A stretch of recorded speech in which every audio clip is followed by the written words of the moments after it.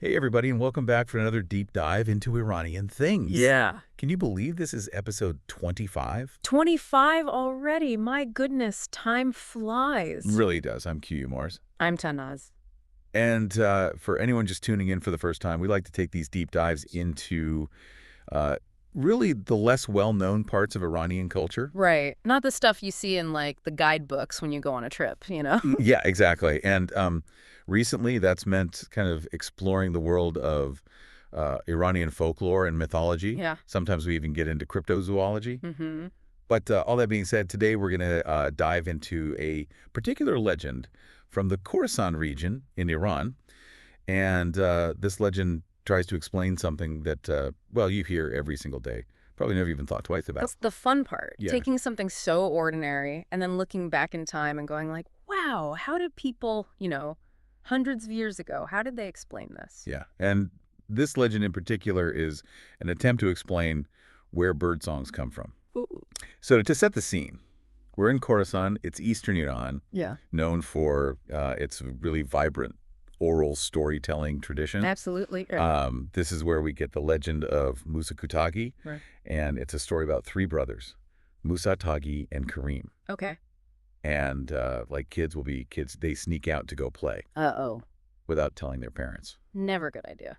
And well, unfortunately, on this particular outing, Taghi disappears. Oh, no. And Musa and Karim, Mm-hmm. they're frantic. They start praying, hoping for help, finding their brother. Yeah.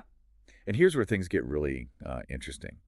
They ask God to turn one of them into a bird Wow. so that one of them can search from the sky while the other explains the situation to their parents. I love it. Yeah. I love that solution. It just speaks to, that innate human desire to like find a solution no matter what. But I also feel like it really elevates the status of birds. Like there Wow. was this reverence, almost like a belief that birds have this unique ability or, maybe even a connection to the divine that they could actually help in this situation. Yeah, there's definitely something to that. This idea that they had this this kind of perspective and freedom, Exactly. and in their minds, it was really the optimal way to go about solving their problem. Yeah, and we see that across a lot of cultures, right? Mm-hmm. Birds as symbols of freedom, perspective, messengers, So God answers their prayer, and Karim is turned into a bird. He flies up, starts desperately searching for Taghi, and he calls out,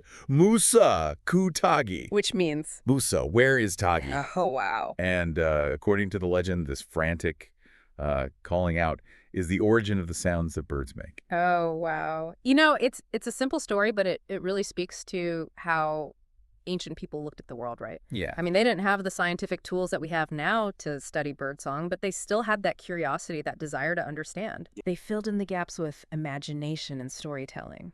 Maybe it's not so different from what we do today. In a way, I guess you could look at it as like an early, almost like an early form of science. Totally. Because they were making these observations about the world around them and trying to come up with explanations. Exactly. I mean, and think about Khorasan's oral tradition. Yeah. This wasn't just, kids' stories. It was a way to pass on their knowledge and values, even their explanations of the world around them. Right. Imagine sitting around a fire, listening to an elder tell this story. I mean, it was entertainment, sure, but it was also education, community bonding. I love that. Yeah. So, as always, we'd love to hear your thoughts on this. Yeah. What do you think about this legend and its explanation for birdsong? What other explanations have you come across for, seemingly ordinary things in your life? Yeah, let us know in the comments. Yeah, subscribe to the channel. Give us a like. And we'll see you next time for another deep dive into Iranian things.